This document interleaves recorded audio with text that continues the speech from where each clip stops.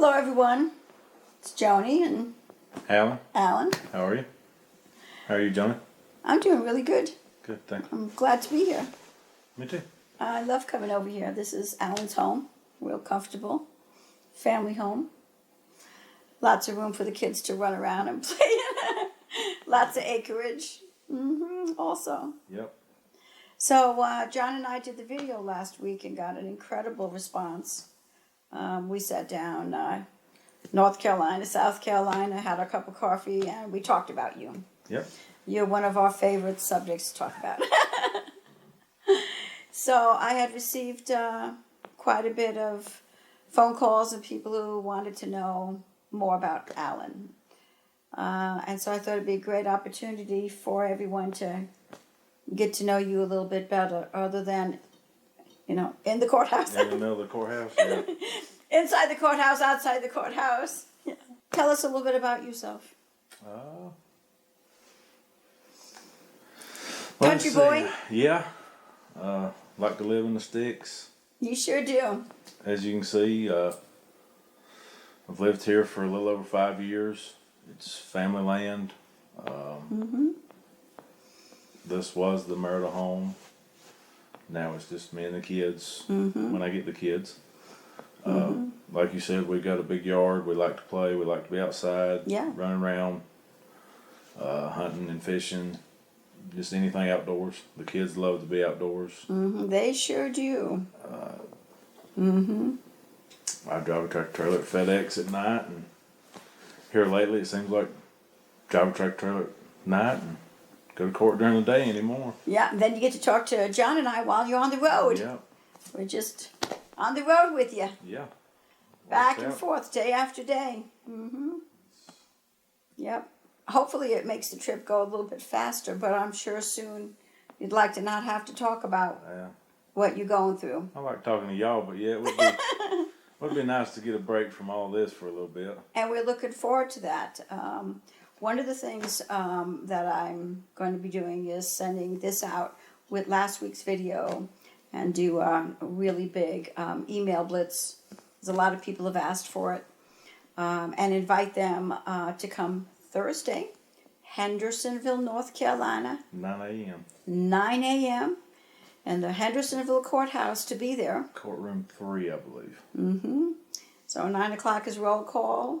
Yep. Should be coming before Gene Johnson. Yep. And so we've got a lot of people who said that they are. I've gotten calls all over the United States. Yeah. Hopefully we'll have a really good turnout.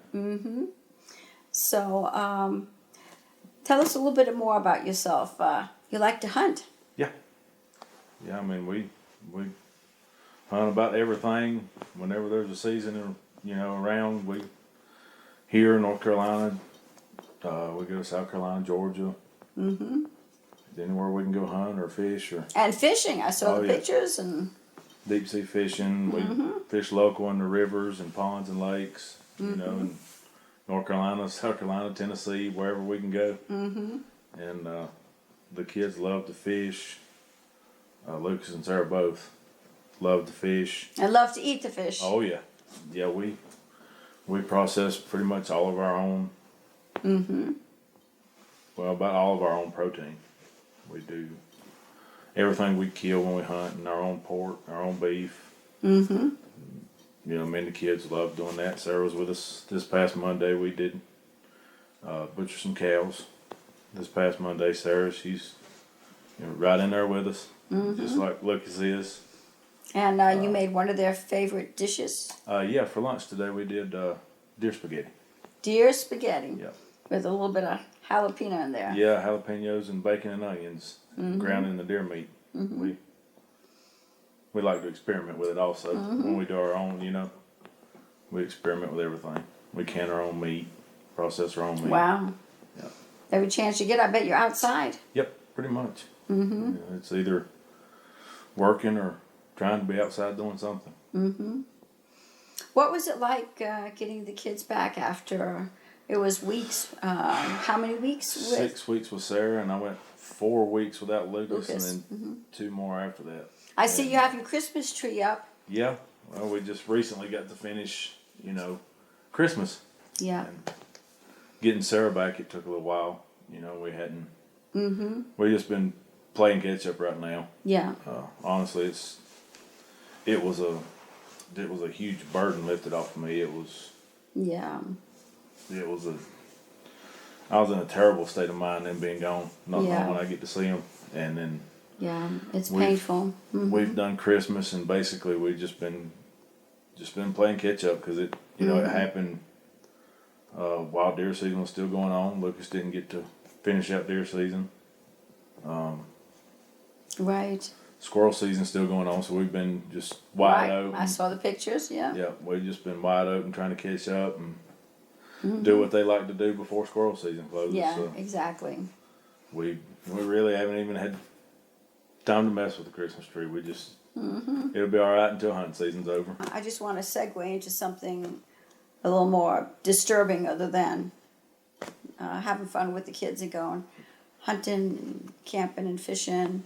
I attended the court Thursday in Henderson County, Buncombe County, and go to court as often as I possibly can.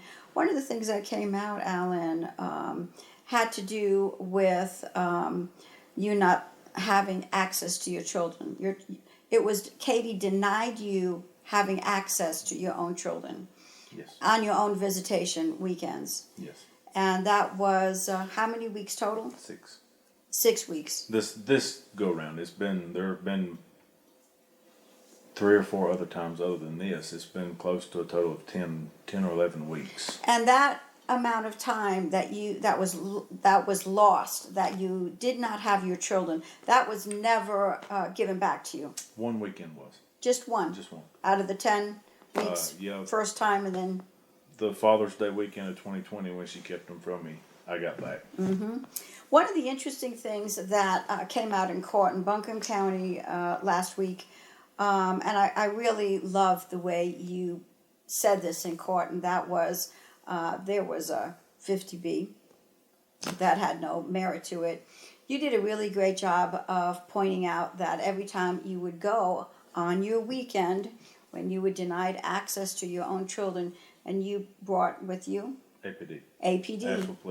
Asheville Police Department. Yep. Yep. And the strange thing was they tried to use that against you as if it was threatening and intimidating to Katie. And abusing their time and resources. Yes, exactly. What I really love about that was in the end when the judicial officer finally said there is absolutely no reason to continue.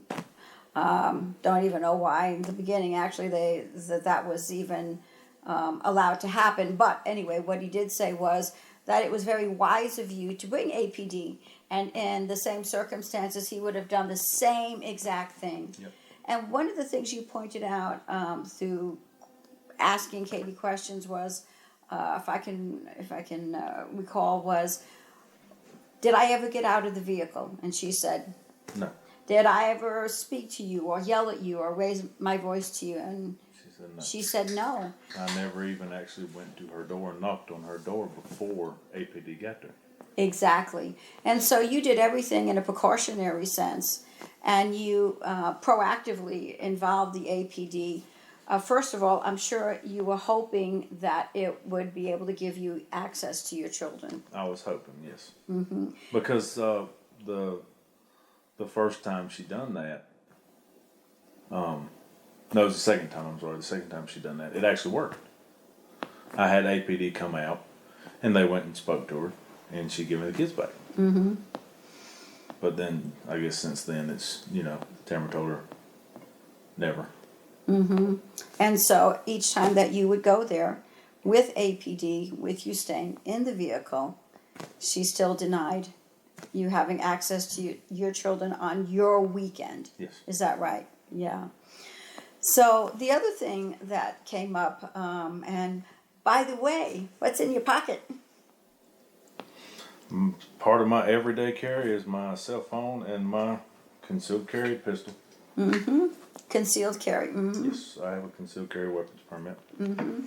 That's my Taurus 380 Curve that I carry. with me.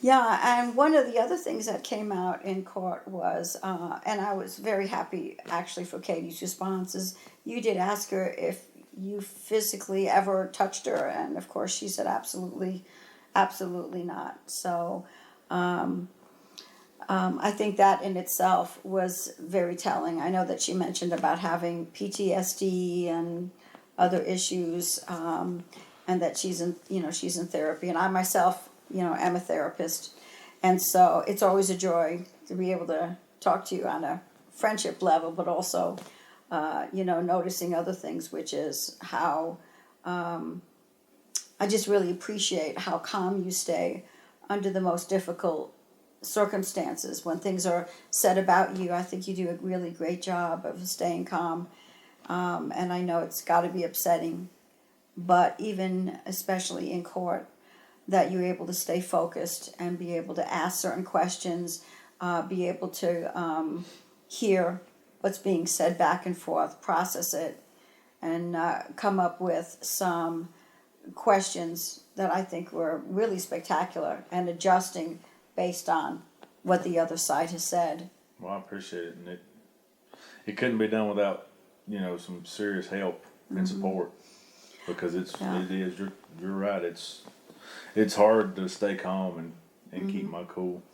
Yeah, and I really appreciate the fact that you don't go and pontificate into all these very long answers. I mean, you're just a real, honest kind of, country guy who's pretty simple, but incredibly intelligent in the way that you're able to hear what's being said, process the way you've been able to go to court, look at your documents, put in paperwork that I think is incredibly powerful. The other thing is you've got a wonderful support system with your family. Oh yeah. I mean, I don't go to court alone. And if there's something that needs to be done that somebody can help me with, because I do work 5 nights a week, and then when I do have the children, as soon as I get off, I have them, Right. And we're go. But yes, I've never been alone. I always have, some support. We need more to further the cause, Exactly. But yeah, family and some friends, and you especially, you come to every court date, Yeah. there's no way I could do it alone. Yeah. So another issue I'd like to bring up, just to bring some clarity, which was really disturbing to me, also as a mom, but your mom, who's just, incredible. I understand that there was issues with her not being able to see her grandchildren. Can you tell us a little bit about that? There was a no contact consent order put in place in February of last year. After a DSS complaint was made, and DSS came here from Transylvania County, did their investigation, found no findings of abuse or neglect. So whoever, I don't know if it was Katie or Tamara or whoever, decided it needed to go to Buncombe County. Even though it was from here, from this house in Transylvania County. Buncombe County took it and ran with it.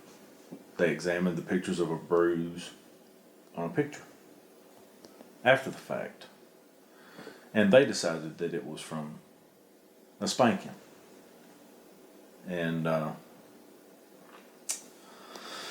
at that point, Tamara really got involved and got Cowan involved, and then Madison just jumped right in with them, and they decided they were going to take the kids from me if I didn't sign this consent order. And at the time, when I had an attorney, my biggest thought was they were going to try and take my main source of child care away, so I would have no choice but to give them to Katie an extra day. Interesting. A week, so she would get the majority of custody. Well, it finally come time where we were going back and forth, and it was actually a weekend Katie had withheld the children from me. And I left here and was on my way to Henderson County to go to court for this supposed emergency hearing that they were having. And Madison stopped me and she's like, no, don't come to court. She's like, we're not having court today. Well, by 3 o'clock or 2-ish, it was bring the kids here now to Tamara's office so we can sign this form saying that your mom won't ever see him again until we can get back into court, because it was a temporary order. Or we're going to send the cops up there to take them by force. And you've got an hour to be here. Wow. So, knowing what I know now, a Star Chamber Court was held, and they decided this, and then I did because of fear of, the deputies showing up here and doing whatever they were going to do. We left because it was supposed to be temporary and went to Tamara's office in Hendersonville, and we signed the no contact order on the hood of Madison Hill's car. Who's the we? Me and Katie. She was there waiting on us. And then until it was 7 months. Mama didn't see the kids at all. 7 months, Grandma was not able for to that see. temporary hearing. And that was when Madison actually quit working for me, because So he I was removed not very himself. happy. Okay. Yeah, I was not very happy. So, she, Wow, 7 it months. was 2 days after that order was signed. Well, no, it was on a Friday. So I think the following Tuesday was when she sent me the email saying that she wouldn't represent me anymore. So the weekends that you do get the children, and then Grandma is not here. She makes sure she's not at church when you go to church. Make sure family events. Well, we didn't have, we just didn't go because most of the family events were at their house. Yeah, and birthdays. well, and also you were denied have access to your children. First when Grandpa died, and then there was Christmas and the New Year, and then there was the hunting season. Well, she let me those have weekends. Sarah. She let me have the kids. I actually got to keep Lucas and Sarah that Monday night, and then she let me. Okay. I took Lucas to school, and she let me have Sarah for the funeral. So that came up. That was the big issue in court last week. And what was the outcome? What was the outcome of that? And we talked a little bit about it, but I know it's been very, very, very upsetting for Grandma not to be able to see her grandchildren, and the fear of being arrested or you being arrested if that happens. Yeah. To live in that kind of concern and fear. But I think the thing that is the most important is it seems to be that there was a threat that if you didn't sign these forms, that they would take the kids by force. and they actually said that. Yes.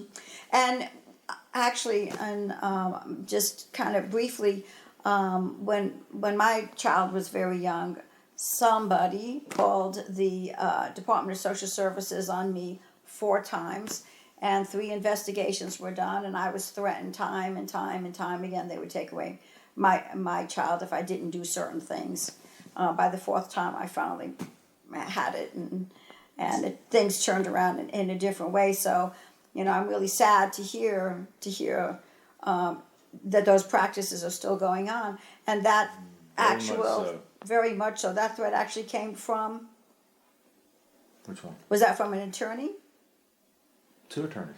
It was 2 attorneys. And a judicial officer. And a judicial officer, threatening that if you did not sign this consent form, then you could lose the kids. Lose your own children. By force. By force.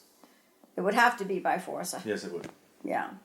Yeah, and that is, it's not only heart-wrenching to hear that, but, it is, and it's absolutely, should make every parent in the world not only angry, but show up in court on Thursday to make sure that all rights are constantly, continually, consistently, that we're not deprived of our own rights. So, was there anything else? Say that again. For something that's as natural as having your own children.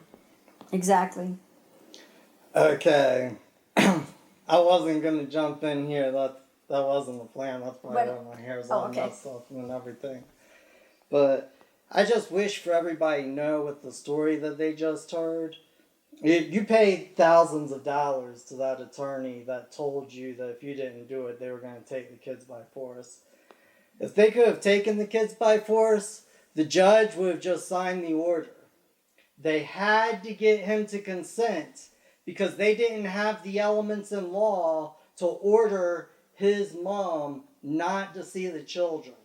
And to this day, even after the court on Thursday that y'all went to, when they were saying up and down, Nika's bad for the kids, Nika's awful for the children, the court didn't care. That's right. They didn't care. But because of this whole situation, because of all the trauma that they have driven Allan and his family through, Nika has post-traumatic stress and she is too afraid to see her own grandchildren. And I just wish for that to sink into everybody. Yeah. And they paid attorneys, not just one, but two, tens of thousands of dollars to get them in that trouble. And Allan called it a Star Chamber Court.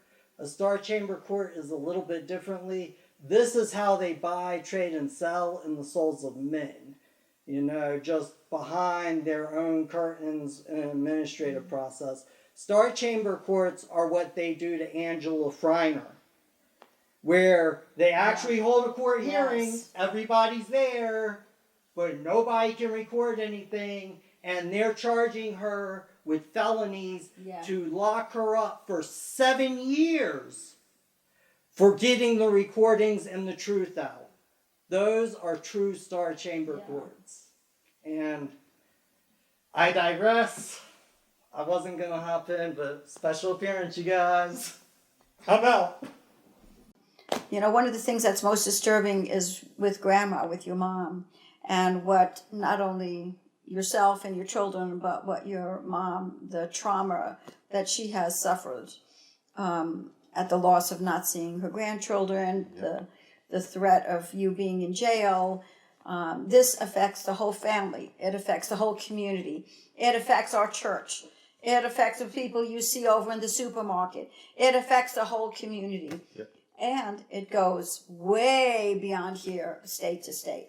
And we know that from the responses, the emails, the texts that we get all over the United States about your case and about others. So, Well, you know, we miss birthdays, holidays. yes, You know, we miss going to church. We all go to the same church, right. which Mom and Dad's church has been very supportive. You've met some from the church that come to court. It affects everybody. Yeah, yeah, and because you are so blessed to have such an incredible close family and close community and a close church, it has, like I said, affected dramatically everyone that has known you and your family. And I know because I can go different places and they're like, oh, you're the one who's, Allan, and it's like, yeah, it's pretty amazing. It's as big as this is here. It's a small little town. Yeah. And we've tried our best, John and I, to be able to report and to show what is happening in the courts, what's happening in the community, and especially to keep the judicial officers on target, to make sure that they don't, deny you of your rights and break any law. And it has been our joy and pleasure to be able to do that, and we will continue to do that. We know that that's been very helpful in your case and others across the United States. So let's talk a little bit about the church and the influence that it's had on you. And we know one of the things that John has always said is the law is written On every man's heart. on all of our hearts. That's right. And that we hear from our Creator what it is, how we are to govern ourselves, how we are to be responsible. Yeah. And the difference with that versus what the courts do is that they create statutes. Yeah, man's law. And they go by these statutes as if it was a law, and that stops you and me and anyone else from being able to take care of our own or govern ourselves, because they go by these statutes, which are not law. What do you think of that? Well, when I had an attorney following the statutes and codes and policies and procedures, we were definitely not getting anywhere but backwards. And when we can get law upheld and natural law and God's law, we have definitely been moving forward and making strides moving forward. As last Thursday was, you know, a perfect example. You know, we just went there and had the support, told the truth. It was a lot quicker than we expected. And we were back out with no restraining order. With no restraining order. Yep. Just standing in law. Yeah, and I think because of the statutes that we have and the codes, and what's happening now is the courts are being administrated. It's an administrative court. It is not a court of law. Exactly. And that's why John and I are coming out with some more teachings to be able to have certain classes, because we have so many people from all over the U.S. and beyond asking us to do this so that they could know and understand a little bit more clearly, and the language, not only what's been happening with you, but how to be able to, for them to help themselves and their family. And we are excited about being able to do that. Yeah. I mean, everybody, this is what our society needs to get back to. Yes. And we no longer have Civics 101 in school, do we? I would imagine not. Nope. No, we sure don't. So, and in a lot of ways, knowing that the difference has changed your life dramatically, and how you keep proceeding and handling your own. Very much so. Your own case here. Yes. And again, the paperwork that you have put in is just, it's spectacular, you know, as a man, being able to write down what's in your heart, and the law of God that is written on your heart, and what is right and what is just. It's beautiful to see that kind of paperwork being done. And once again, it's so much easier and more natural to It do is. that than to try and sit around and bounce around any codes or anything like that and try and figure out what's on this side of the shade and what can't be bent and twisted. You're there telling the truth. Exactly. And it's cut and dry, and you're moving right along. It's actually very simple. It is. And it's a tragedy. It's a shame how complicated they have made that, as if so that they are the only ones who can administrate it. Yep. So Yeah, because I don't understand none of it. we don't speak that language. No. We only speak what's in our heart and what God has put on our heart and in our mind, and to be able to govern ourselves. That's right. In a responsible and mature way. Yeah, I've said it from the get-go. They make it so complicated. The average person can't follow. Yeah. That way they can control you. And the great thing is how you're going to raise your children to be able to hear that small, still voice that is written upon their hearts, the law of God. Yep. So another thing, Allan, is I know it, just going into the courts is a language in and of itself.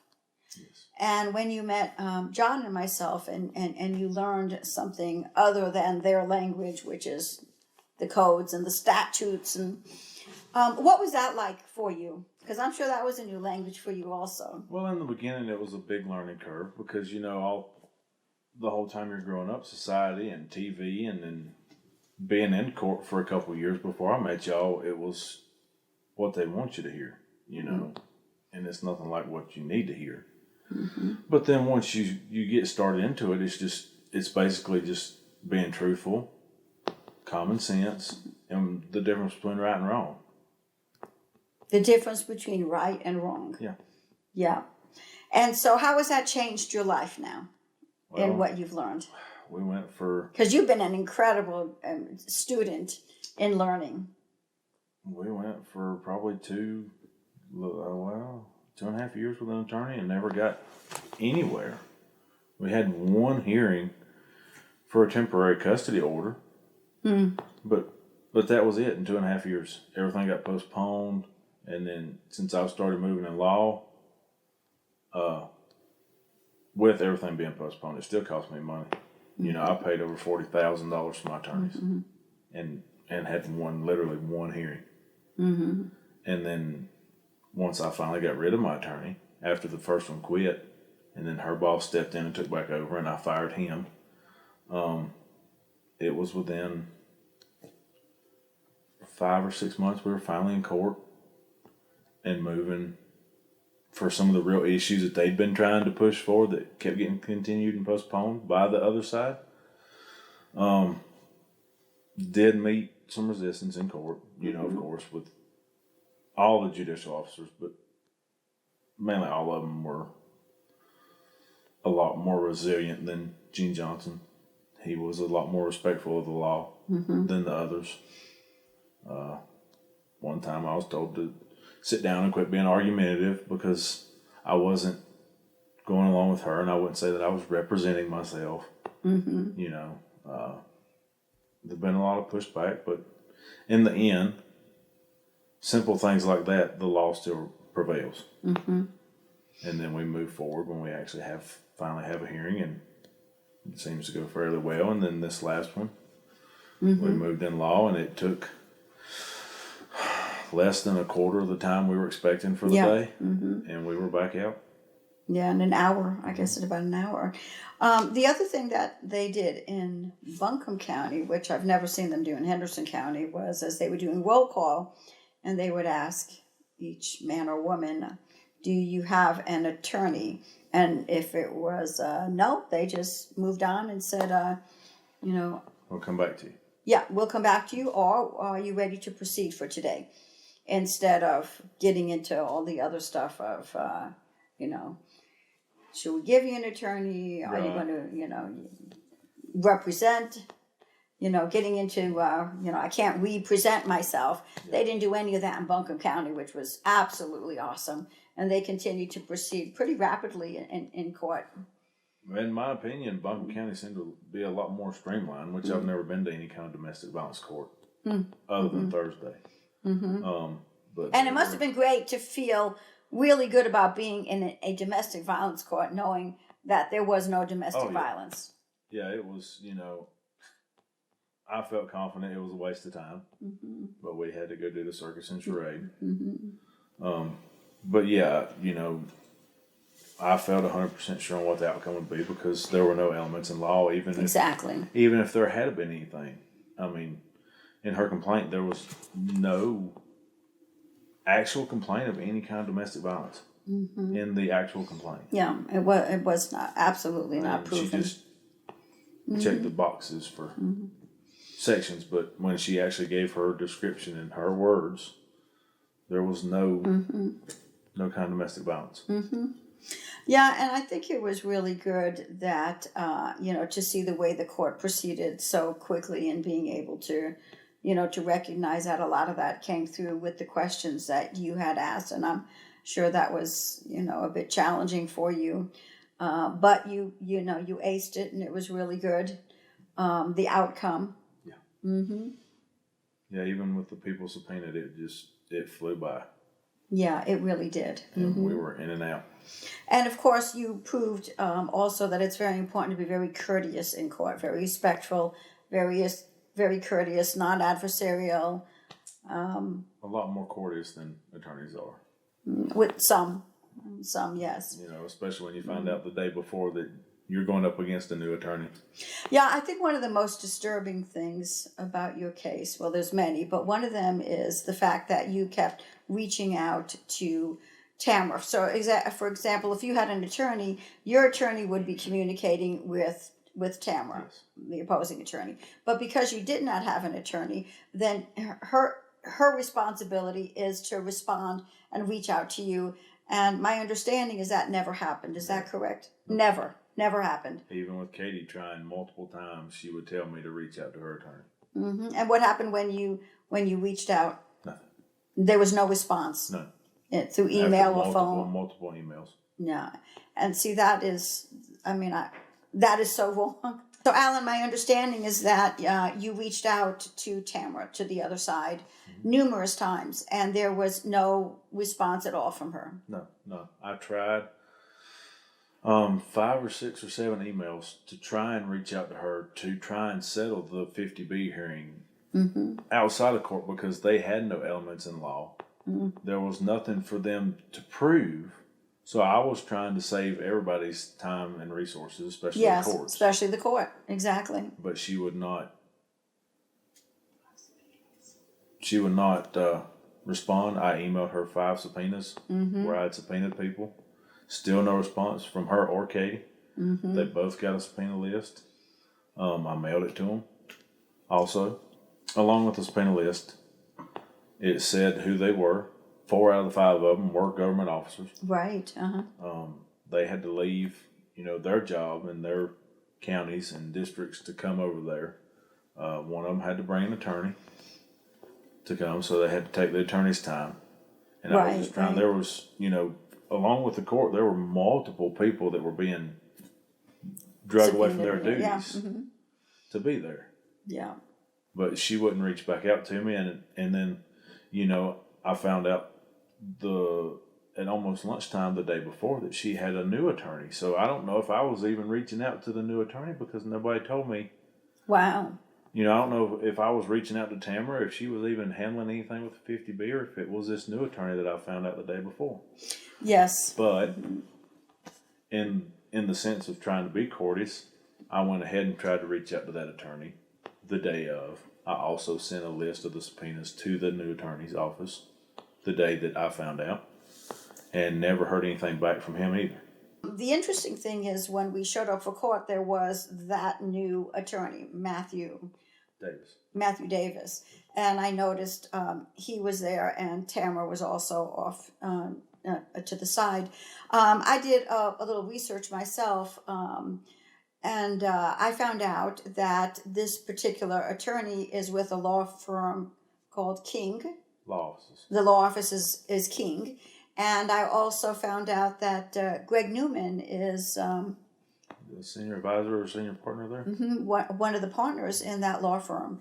So, needless to say, it was very surprising and shocking that Greg Newman is still performing law. We know he didn't have his license renewed, but the fact that Tamara or Katie somehow engaged and employed Matthew to be one of the attorneys, and from that law firm, so is Greg Newman. Well, I'm sure it was Tamara because Tamara's a big supporter of Greg Newman.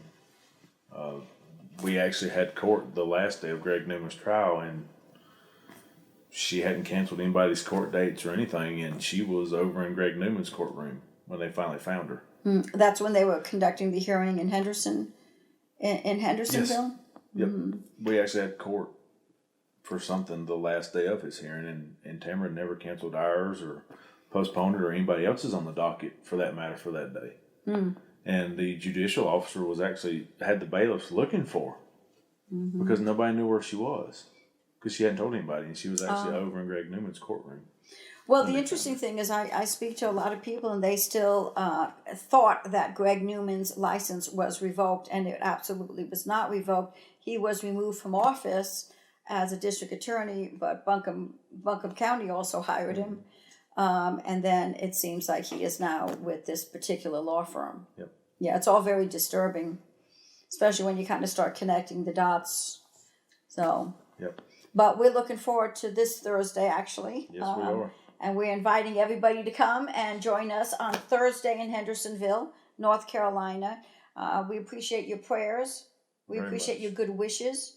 We appreciate all the emails, and we appreciate you showing up on Thursday, which is February 17th. 9 a.m. is roll call. Then, of course, you have to go through security first. So we look forward to seeing you. We're asking everyone who shows up to come in a white shirt, white blouse, white jacket, so that we can know who you are and where you are. And come and meet us. And actually, this is one one day in court that I'm really looking forward to. Me too. I think after this past Thursday, I think we can really move forward this coming Thursday. I really do. Yep, and of course we have our prayers out to you, and we wish you the best and your family. I appreciate it. So, yeah. I couldn't have done it without all the support and without y'all, that's for sure. There's no way. You have to stand on your own, but you also have to have people standing with you. Yes, absolutely true. All right, we'll see you all on Thursday. Thank you.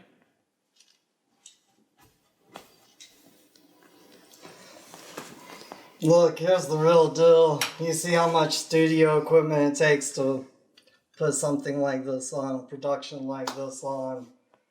What they're telling you, the story they're telling you, is happening all across America in thousands, if not hundreds of thousands, if not millions of cases. Okay? This is how things operate. And we as a society, we must understand the Creator and the Creator's law that He puts on your heart. And if you understand that, and you don't have anything to do on Thursday, I don't know how He's going to judge you, because it's not for me to judge. But I don't know how He's going to judge you if His law's on your heart and you don't understand that we have to stand up to the government. We have to tell them that we don't worship these false idols that they call statues. We don't worship that. You remember when the Capitol was attacked and they said, our sacred dome, our sacred cathedral of democracy. And if that sits good on your heart, I guess you're not listening to law, because the Creator puts law in your heart, and you're either going to hear it or you're going to refuse to listen.